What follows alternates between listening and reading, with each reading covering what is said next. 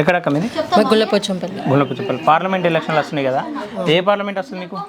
మాకు ఇక్కడ BJP, Congress, TRS అన్ని పార్టీస్ వస్తున్నాయి.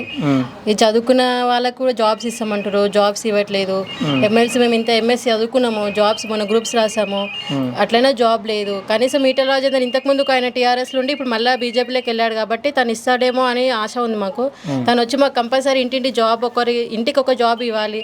చదువుకున్న వాళ్ళము ఏం మాకు ఇల్లు లేదు, డబుల్ బెడ్రూమ్స్ ఇస్తామన్నారు, డబుల్ బెడ్రూమ్ రూమ్ లేవు.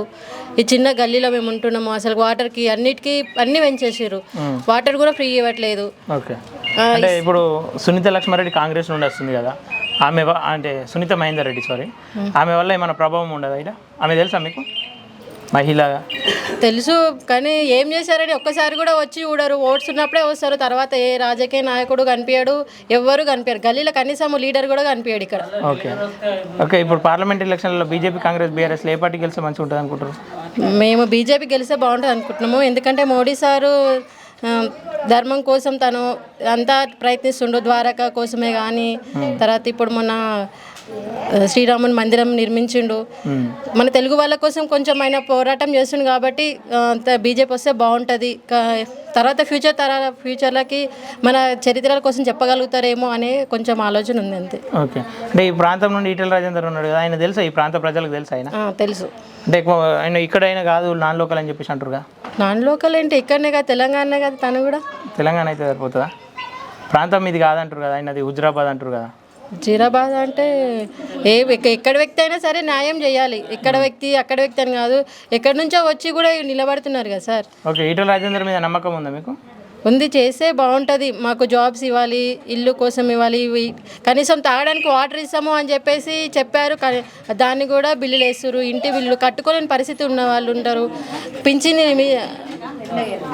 పింఛని లేదు, చాలా వికలాంగులు గల్లీలో. వాళ్ళకి అసలు కాంగ్రెస్ ప్రభుత్వం మహిళలకు ఉచిత బస్ ప్రయాణం ఇచ్చింది. ఎవరు పోతురు సార్? కనీసం చదువుకునే స్టూడెంట్స్ కన్నా ఫ్రీ బస్ అని పెట్టారా? ఉమెన్స్ బస్ అని పెట్టారా?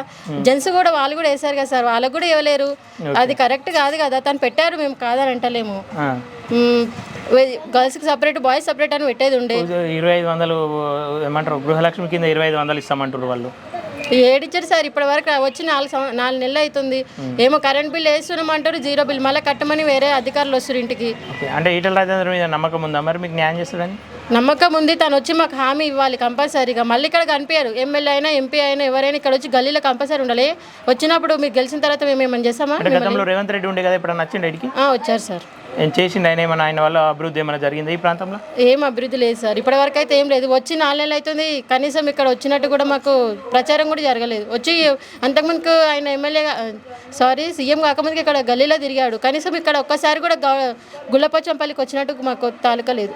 ఓకే, ఫైనల్గా ఇప్పుడు ఏ పార్టీ గెలిచే అవకాశం ఉందంటారు? మాకు బీజేపీ గెలవాలని ఉంది సార్. ఎందుకంటే వచ్చే తరాలకి ఈ చరిత్ర కోసము, దేవతల కోసము, దేవుళ్ళ కోసము తను బాగా నిర్మిస్తుండు. మాకు నచ్చింది అది ఫస్ట్. అన్ని పార్టీలు, అన్ని క్రిస్టియన్స్ కానీ ముస్లిమ్స్ వాళ్ళు అలా ధర్మాలు కానీ సార్, కానీ హిందూస్ మాత్రం బైబిల్గా, భగవద్గీత ఇలాంటి ఏవి ప్రచారం జరగట్లేదు. చదువుకున్న వాళ్ళకి కానీ చదువుకోని వాళ్ళకి కానీ తెలియాలి అని మా ఒక ప్రయత్నం. Thank you.